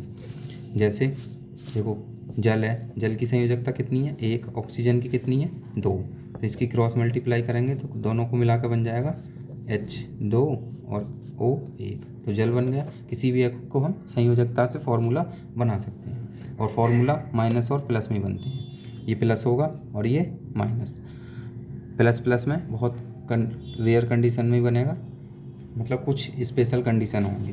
तो ये संयोजकता को हम ऐसे निकाल सकते हैं। अब देखो यहाँ पर ये क्लोरीन था, क्लोरीन कितना है लास्ट में कोर्स में, 7 है, तो या तो ये 7 इलेक्ट्रॉन किसी को दे दे या फिर 1 इलेक्ट्रॉन ले ले, 8 करने से या फिर 0 करने हैं। तो 1 इलेक्ट्रॉन लेगा तो इसकी संयोजकता आएगी नेगेटिव, तो इसीलिए हम Cl नेगेटिव लिखते हैं, और ऑक्सीजन को -2 लिखते हैं, और लिथियम को हम +1 लिखेंगे। तो ये हमारा आयन बोलते हैं ना, आयनिक यौगिक। तो देखो यहाँ पर संयोजकता चल रही थी हमारी, ऑक्सीजन की कितनी संयोजकता होती है, 2, कार्बन की 4, प्लस माइनस दोनों होगी इसमें, सोडियम है इसकी भी 1 होगी, मैग्नीशियम है इसकी 2 होगी, क्लोरीन 1 होगी संयोजकता, Fe है इसकी देखो 2 या 3 और भी हो सकती है। परिवर्तित संयोजकता, चेंजेबल वैलेंसी भी रखते हैं कुछ, जो d ऑर्बिटल हैं, जो हमारे ट्रांजिट संक्रमण तत्व होते हैं, ट्रांजिटिव एलिमेंट, उनको हम आगे पढ़ेंगे। अब देखो आयन फॉर्म में कैसे लिखेंगे इसको, आयन फॉर्म में कैसे लिखेंगे, जैसे लिथियम 1 इलेक्ट्रॉन होता है, ये इलेक्ट्रॉन को दे सकता है, तो देने के बाद प्लस चार्ज आ जाएगा। ऐसे ही ऑक्सीजन 2 इलेक्ट्रॉन ले सकता है, लेने के बाद 2 इलेक्ट्रॉन आ जाते हैं, ऑक्सीजन की 2 नेगेटिव होती है वैलेंसी। कार्बन की +-4 होती है, सोडियम Na+ होगा, Mg +2 होगा, Cl -1 होगा, Fe +2 होगा या +3 होगा, Fe आयरन। तो इस प्रकार से इसको हम बता सकते हैं। अब इसके बाद है हमारे अगली हेडिंग टेबल में ही धात्विक गुण, धात्विक गुण इंग्लिश में बोलेंगे मेटेलिक करैक्टर्स, मेटेलिक करैक्टर्स। तो इसको हम कैसे पहचानेंगे धात्विक गुण को, तो देखो लिखेंगे प्रत्येक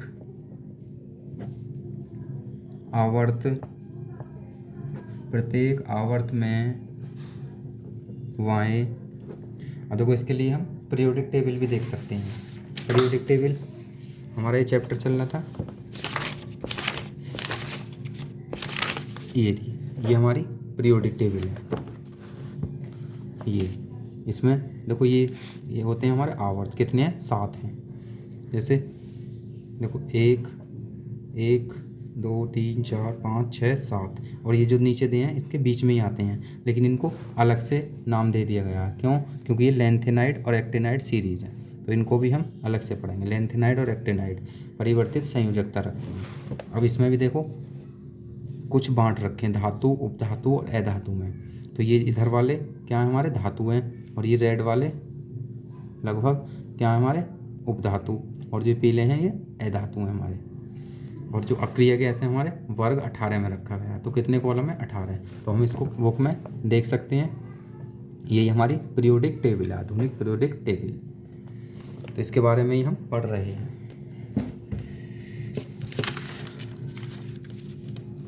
तो देखो प्रत्येक आवर्त में बाएं से, बाएं मतलब लेफ्ट हैंड साइड से, बाएं से दाएं राइट हैंड साइड में जाने पर, दाएं जाने पर धात्विक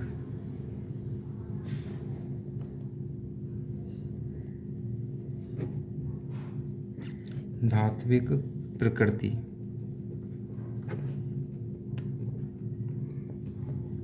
घटती है। जो धात्विक प्रकृति है वो क्या होती है? घटती है लेफ्ट से राइट जाने में। तो जैसे जैसे देखो हमारी धातुएं हैं, सबसे पहले लिथियम वाले ग्रुप को ले लेते हैं, वो उसको आवर्त को ले लेते हैं। लिथियम है, beryllium, boron, carbon, nitrogen, oxygen और फ्लोरीन। तो यहाँ से धातु से चले थे तो प्रवृत्ति क्या हो रही है? घट रही है। तो क्या किस में चेंज हो जाएंगे? अधातु में। तो इधर हमारी अधातु की तरफ जाएंगे आवर्त में। अधातु में अब देखो लिथियम का जो एटॉमिक नंबर था, 1 इलेक्ट्रॉन इसमें था, 2 इलेक्ट्रॉन, ये नाभिक था, बीच में नाभिक होता है, ये कोष हो गया पहला, 2 इलेक्ट्रॉन 1 इलेक्ट्रॉन। फिर हमारा बेरिलियम था, ये नाभिक, ये 2 इलेक्ट्रॉन, और इसमें 2 इलेक्ट्रॉन आएंगे। जैसे जैसे इलेक्ट्रॉन बढ़ते जाएंगे वैसे वैसे हमारा धात्विक गुण कम होता चला जाएगा, वैसे भी हम कह सकते हैं। तो अब देखो अगली जो हेडिंग है हमारी, तीसरी है हमारी विद्युत ऋणात्मकता। विद्युत ऋणात्मकता जिसे बोलते हैं हम इलेक्ट्रो नेगेटिविटी। इलेक्ट्रोनेगेटिविटी। तो इसको कैसे पहचानेंगे? लिख लेते हैं। देखो आवर्त में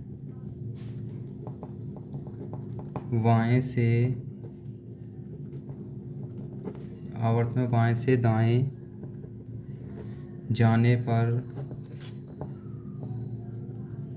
विद्युत ऋणात्मकता बढ़ती है। विद्युत ऋणात्मकता क्या होती है? बढ़ती है।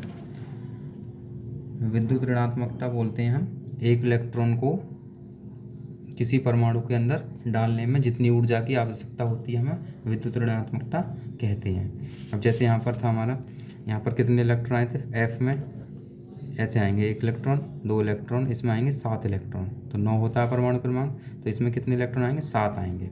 तो 1 इलेक्ट्रॉन डालेंगे इसमें, 1 इलेक्ट्रॉन आसानी से तो जाएगा नहीं इसमें इलेक्ट्रॉन, तो हमें क्या करना पड़ेगा? उसमें डालने के लिए ऊर्जा लगानी पड़ेगी। उसी ऊर्जा को हम विद्युत ऋणात्मकता कहते हैं। तो क्या लगानी पड़ेगी? अधिक लगानी पड़ेगी। लेकिन इसमें हम आसानी से डाल सकते हैं क्योंकि इसके में जगह है। 1 इलेक्ट्रॉन है, ये दे रहा है, तो इसका मतलब जैसे दे रहा है ऐसे ले भी सकता है आसानी से, ये कम लेगा। तो जितने इलेक्ट्रॉन बढ़ेंगे और प्लस चार्ज होगा और इलेक्ट्रॉन पर नेगेटिव चार्ज होगा, तो इनका जो आकार है वो छोटा होता चला जाएगा। खींचते रहेंगे अपने, एक आपस में खींचेंगे इलेक्ट्रॉन और पॉजिटिव प्रोटॉन, तो आकार छोटा हो जाएगा, तो हम इलेक्ट्रॉन को आसानी से नहीं डाल सकते। तो जितना बड़ा आकार होगा उतने इलेक्ट्रॉन को हम आसानी से डाल देंगे उसमें। तो इसको हम विद्युत ऋणात्मकता बोलते हैं। अब अगली है हमारा परमाणु आकार। इसी के आधार पर हम परमाणु आकार बता सकते हैं। परमाणु आकार, एटॉमिक साइज या रेडियस, त्रिज्या भी बता सकते हैं। एटॉमिक साइज तो लिखेंगे, देखो आवर्त में बाएं से दाएं, आवर्त में बाएं से दाएं परमाणु आकार बढ़ता है। बाएं से दाएं जाने पर परमाणु आकार बढ़ेगा। कैसे बढ़ेगा? ये हमारा परमाणु आकार था। अब जैसे जैसे परमाणु क्रमांक बढ़ेगा कोषों की संख्या क्या होने लगेगी? बढ़ने लगेगी। जब कोषों की संख्या बढ़ेगी तो उसकी त्रिज्या बढ़ेगी, त्रिज्या बढ़ेगी तो परमाणु आकार भी बढ़ेगा। देखो, जब इलेक्ट्रॉन बढ़ेंगे किसी कोष में तो परमाणु त्रिज्या कम होगी, और जब आवर्त में कोष बढ़ेंगे हमारे KLML तो क्या होगा? परमाणु त्रिज्या बढ़ेगी। तो आवर्त में तो परमाणु त्रिज्या बढ़ती है और वर्ग में इलेक्ट्रॉन बढ़ते हैं तो उसमें त्रिज्या घटेगी। तो इस आधार पर हम बता सकते हैं परमाणु त्रिज्या। इलेक्ट्रॉनिक विन्यास हम कर ही चुके हैं। अब इसके बाद है हमारा अगला हेडिंग पीरियोडिक टेबल का विकर्ण, या फिर फिफ्थ डालेंगे अभी।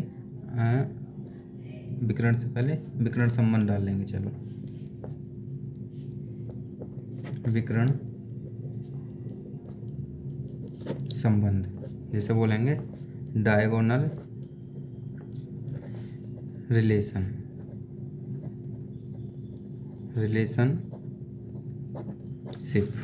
डायगोनल रिलेशनशिप हो जाएगा। तो इसकी डेफिनेशन क्या होगी? देखो, सेकंड आवर्त के तत्व और थर्ड आवर्त के तत्व कुछ संबंध रखेंगे आपस में, तो इसको लिख सकते हैं सेकंड आवर्त वे थर्ड आवर्त के तत्व आपस में कुछ संबंध रखते हैं। जैसे हमारा लिथियम है, वी है, बोरोन है, कार्बन है। अगले आवर्त में हमारा सोडियम, मैग्नीशियम, एल्यूमिनियम और सिलिकॉन। तो जो लिथियम के गुण होंगे वो किसके होंगे? मैग्नीशियम के गुण होंगे। तो इसे बोलते हैं विकर्ण बन गया विकर्ण संबंध। विकर्ण क्या होता है हमारा? किसी भी आयत हो या फिर रेक्टेंगल, तो इस कोने से इस विकर्ण होगा तो ये क्या? विकर्ण रूप। to इसके गुण इससे होंगे, इसके गुण इससे मैच होंगे, इसे बोलते हैं हम विकर्ण संबंध। अगली हेडिंग है हमारी इसकी आयनन विभव। आयनन विभव इंग्लिश में बोलते हैं इसे आयोनाइजेशन एनर्जी। ये क्या है हमारा? विद्युत ऋणात्मकता पढ़ी थी हमें, इलेक्ट्रोनेगेटिविटी, उसका उल्टा होता है एक तरीका से। तो इसको कैसे लिखेंगे? देखो, इलेक्ट्रॉन ऐसे लिखेंगे, इलेक्ट्रॉन शॉर्ट में ऐसे लिख देते हैं, इलेक्ट्रॉन को परमाणु से निकालने में लगी ऊर्जा आयनन विभव या एंथैल्पी बोल देते हैं। आयनन विभव या एंथैल्पी कहलाती है। अब जैसे हमारा सोडियम है, सोडियम का नाभिक है, ये कोष कितने होते हैं? 3 कोष होते हैं। तो एक इलेक्ट्रॉन 2 3 4 5 6 7 8 होते हैं और लास्ट वाले में होता है 1।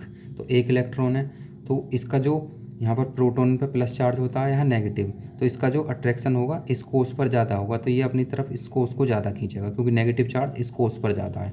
इस कोष पर क्या है? कम नेगेटिव चार्ज है, एक इलेक्ट्रॉन है, तो हम इसको आसानी से निकाल सकते हैं। तो हमारे जो आयनन विभव होगा वो क्या होगा? कम होगा। अब इसी प्रकार से अगर हम क्लोरीन ले लेते हैं, क्लोरीन में भी हमारे 3 कोष होते हैं, लेकिन क्लोरीन के अंतिम कोष में कितने इलेक्ट्रॉन है? 7 इलेक्ट्रॉन है हमारे। तो 7 इलेक्ट्रॉन का नेगेटिव चार्ज पॉजिटिव की तरफ ज़्यादा अट्रैक्टिव होगा, तो इसमें से इलेक्ट्रॉन को निकालना हमें ज़्यादा आयनन विभव की ज़रूरत पड़ेगी। तो इसमें क्या लगेगा? अधिक आयनन विभव लगेगा हमें। इसका उल्टा क्या होता है हमारा? विद्युत ऋणात्मकता, इलेक्ट्रोनेगेटिविटी। तो क्लोरीन का हमने पढ़ा था, ये रहा देखो, सोडियम में से आसानी से इलेक्ट्रॉन निकाल सकते हैं। क्लोरीन, ये रहा Cl, इसमें कितने होंगे? 1 2 3 कोष होंगे, लास्ट में कितने 7 इलेक्ट्रॉन होंगे। तो 7 इलेक्ट्रॉन का जो अट्रैक्शन होगा, चार्ज होगा, पावर बोल सकते हैं, वो ज़्यादा होगी। तो आयनन विभव ज़्यादा लगेगा हमें, जिस कोष में ज़्यादा इलेक्ट्रॉन होंगे उसमें से इलेक्ट्रॉन निकालने में। तो इस आधार पर हम आयनन विभव को आकलन कर सकते हैं। तो इसका ये आयनन विभव हो गया। आयनन एंथैल्पी बोलते हैं। अब इसके बाद हमारी अगली हेडिंग डाल सकते हैं 7 पे, संक्रमण तत्व। संक्रमण तत्व इंग्लिश में बोलते हैं ट्रांजिशन एलिमेंट। देखो इम्पोर्टेंट है ये ट्रांजिशन एलिमेंट, इसको सबसे ज़्यादा पूछ लेता है, ट्रांजिशन एलिमेंट किसे कहते हैं, और आगे क्लासों में भी इसको इम्पोर्टेंट है। इसकी भी 3 सीरीज होती हैं जो हम आगे पढ़ेंगे। तो इसकी पहचान क्या होगी, डेफिनेशन लिखेंगे। देखो जिन अपनी ही भाषा में लिखेंगे, या कि डेफिनेशन तो बहुत सारी हैं लेकिन हम सिंपल से सिंपल लिखेंगे। जिन तत्वों, क्योंकि इलेक्ट्रॉनिक विन्यास करा है, इलेक्ट्रॉनिक विन्यास के आधार पर ही हम इसकी डेफिनेशन लिखेंगे। जिन तत्वों के डी उपकोष अर्धपूर्ण, मतलब डी जो है इलेक्ट्रॉन पूरे नहीं होते, 6 आते हैं डी में। जैसे हमारा Fe आयरन का करा था, मेरा देखो आयरन का था, तो डी में कितने थे 10 आ सकते हैं डी में, लेकिन हैं कितने 6। तो इसका मतलब और भी आ सकते हैं, अर्धपूर्ण है ये डी। तो इस टाइप के इनको बोलेंगे हम संक्रमण तत्व। तो Fe क्या है हमारा संक्रमण तत्व है। तो लिख सकते हैं अर्धपूर्ण होते हैं या परिवर्तित संयोजकता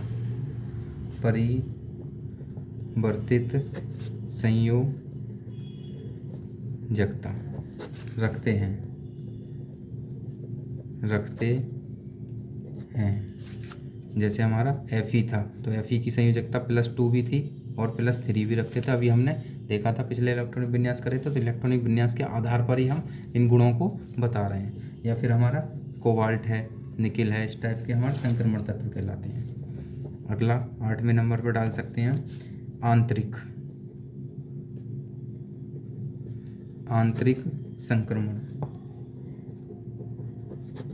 संक्रमण तत्व, इंग्लिश में बोलेंगे इनर। आंतरिक का मतलब होता है इनर ट्रांजिशन एलिमेंट। तो इसकी पहचान क्या होगी, इसकी पहचान देखो क्या होगी, इलेक्ट्रॉनिक विन्यास के आधार पर ही लिखेंगे। जिन तत्वों के डी और एफ उपकोष पूर्ण या अर्धपूर्ण लिख सकते हैं, पूर्ण भरे नहीं होते, या ऊपर जो डेफिनेशन दी उसके आधार पर लिख सकते हैं अर्धपूर्ण होते हैं, ऐसा भी लिख सकते हैं। पूर्ण भरे नहीं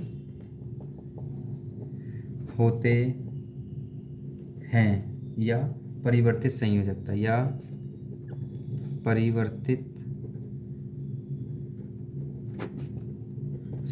या बैलेंसी संयोजकता रखते हैं। जैसे देखो हमारी सीरीज थी, इसमें लेंथेनाइड और एक्टिनाइड दिखाई थी, तो वो सारे तत्व हमारे एफ लॉक के होंगे। जैसे हमारी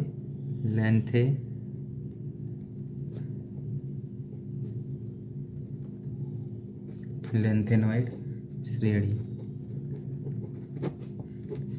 परमाणु क्रमांक 58 से 71 तक चलती है। दूसरा है हमारा एक्टेनाइड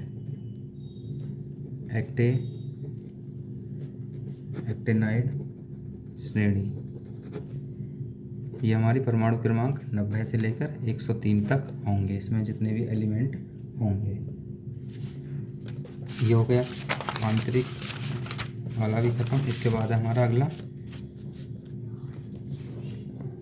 हम यहाँ पर डाल सकते हैं ब्लॉक ज्ञात करना। ब्लॉक ज्ञात करना, ब्लॉक को हम क्या बोलते हैं, उपकोष को ही हम ब्लॉक बोलते हैं। कौन से उपकोष का तत्व है, तो यह आ जाएगा इलेक्ट्रॉनिक विन्यास देखो इलेक्ट्रॉनिक विन्यास में अंतिम इलेक्ट्रॉन जिस उपकोष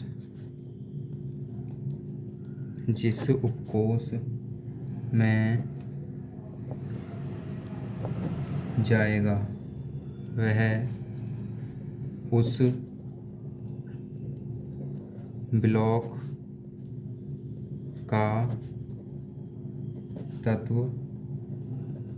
होगा, उस ब्लॉक का तत्व होगा। तो हमने इलेक्ट्रॉनिक विन्यास करे थे, तो देखो क्या खाएगा।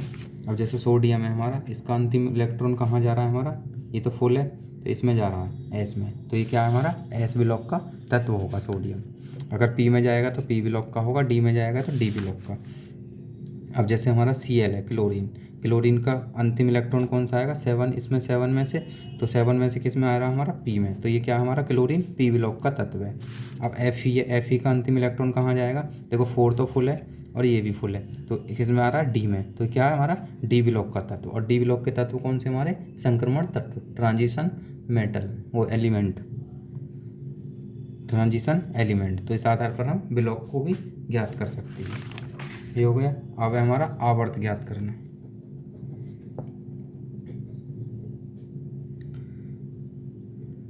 आवर्त ज्ञात करना, आवर्त ज्ञात कैसे करते हैं, देखो इसको भी हम इलेक्ट्रॉन विन्यास के आधार पर करेंगे। देखो इलेक्ट्रॉनिक विन्यास में कोषों की संख्या, अब जितने कोष होंगे वो उसका आवर्त होगा। जैसे सोडियम कौन से आवर्त का है, तीसरे आवर्त का, तो कैसे पहचानेंगे, देखो ये रहा। लिथियम कौन से आवर्त का है, एक कोष दूसरा कोष। ऑक्सीजन दूसरे आवर्त का, कार्बन दूसरे आवर्त का, पहला दूसरा। सोडियम एक कोष दूसरा कोष तीसरा कोष, KLM इस टाइप से कोष होंगे तो तीसरे आवर्त होगा। जो कोष होते हैं वो आवर्त होते हैं। ऐसे ही इसमें हम आवर्त बता रहे हैं। क्लोरीन तीसरे आवर्त का, तो इस प्रकार से हम जितने कोष होंगे उतना आवर्त, जैसे इसमें 1 2 3 4, तो ये चौथे आवर्त का है हमारा Fe जो है। तो इस आधार पर हम कोषों के आधार पर बता सकते हैं कि कौन से आवर्त से किस एलिमेंट को लिया गया है इलेक्ट्रॉनिक विन्यास करके। तो इलेक्ट्रॉनिक विन्यास इसका बहुत ही इंपॉर्टेंट गुण है, उसी से हम बहुत सारी चीज़ों को पता कर सकते हैं। तो ये आ जाएगा अगला हमारा वर्ग ज्ञात। अब तो होगा आवर्त, अब वर्ग ज्ञात करना है, समूह ज्ञात करना। वर्ग ज्ञात करना, तो वर्ग कैसे ज्ञात करेंगे, ये भी हमारा इलेक्ट्रॉनिक विन्यास के आधार पर करेंगे। इसमें हमारे 3 पॉइंट हैं वर्ग ज्ञात करने के। कौन कौन से, जैसे पहला पॉइंट है हमारा, देखो यदि अंतिम कोष में 1 या 2 इलेक्ट्रॉन हैं तो फर्स्ट एंड सेकंड वर्ग होगा। तो क्या होगा हमारा वर्ग ज्ञात करेंगे। अब जैसे हमारा लिथियम है, लिथियम के अंतिम कोष में कितने इलेक्ट्रॉन है, 1, तो कौन से वर्ग का है, ये पहले वर्ग का। ऑक्सीजन के अंतिम कोष में कितने 6 इलेक्ट्रॉन, तो इसको अभी दूसरा रूल आएगा। और सोडियम के अंतिम कोष में कितने इलेक्ट्रॉन है, 1, तो ये कौन से वर्ग में आएगा, पहले वर्ग में। मैग्नीशियम के अंतिम कोष में कितने इलेक्ट्रॉन है, 2, तो ये कौन से वर्ग में आएगा, दूसरे वर्ग में। तो पहला पॉइंट हमारा आएगा वर्ग था छांटना। अब इसका बी पॉइंट होगा हमारा, तो यदि अंतिम कोष में 3 से 8 इलेक्ट्रॉन हैं तो वर्ग बराबर, तो वर्ग कैसे निकालेंगे, 10 प्लस इलेक्ट्रॉनों की संख्या जो अंतिम कोष में होगी, अंतिम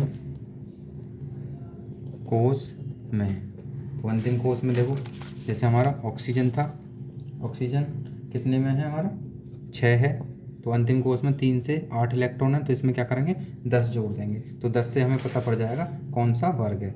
और आवर्त कौन सा है इसका, पहला दूसरा, कोष के आवर्त आवर्त, तो टेबल में हम देख सकते हैं ये आवर्त हैं, पहला आवर्त, दूसरा आवर्त, तीसरा, चौथा, पाँचवा। तो दूसरे आवर्त में ये ऑक्सीजन यहाँ मिलेगा, और वर्ग कहाँ है इसका, ये 16 है, तो 16 वर्ग है इसका। अब इसके बाद अगला पॉइंट है इसका सी पॉइंट। देखो, यदि डी ब्लॉक के वर्ग में, अगर डी ब्लॉक के वर्ग में आ जाए, जो अंतिम इलेक्ट्रॉन डी में हो, डी ब्लॉक के वर्ग में जेड मतलब परमाणु क्रमांक 21 से 30 तक हो, परमाणु क्रमांक 21 से 30 तक हो, क्योंकि ट्रांजिशन संक्रमण श्रेणी बनती है 3, एक तो 21 से 30 तक, और एक और भी बनती है हमारी 39 से 40, 3 श्रेणी बनती हैं ये। तो 21 से 30 तक अगर परमाणु क्रमांक है और डी में आ रहा है वो इलेक्ट्रॉन, तो उसका जो वर्ग ज्ञात करेंगे, तक वर्ग, जो वर्ग होगा वो होगा Z-18। तो परमाणु क्रमांक में से 18 को माइनस कर देंगे, उसका वर्ग निकल जाएगा। अब दूसरी ट्रांजिशन Z बराबर 39 से 48 तक हों, 39 से 48 तक हों, तो वर्ग ज्ञात करेंगे हम। फिर क्या करेंगे, जो परमाणु क्रमांक होगा उसमें से 36 माइनस कर देंगे, 18 दूनी 36, तो 36 माइनस हो जाएगा। तो इस प्रकार से हम वर्ग, आवर्त, संयोजकता, सारी चीज़ों को हम निकाल सकते हैं। बाकी कई चैप्टर हमारा ख़त्म हुआ, इतना ही था। बाकी पीछे के चैप्टर हमने उसमें डाल रखे हैं। वीडियो अच्छी लगी हो तो लाइक करें, और अगर अगली वीडियो के लिए चैनल को सब्सक्राइब कर लें। बाकी के और सब्जेक्ट भी हमने प्ले लिस्ट में डाल रखे हैं, और देख सकते हैं वीडियो को क्रम से। तो थैंक यू। आपको आगे भी वीडियो नोट्स बनाकर मिलती रहेंगी।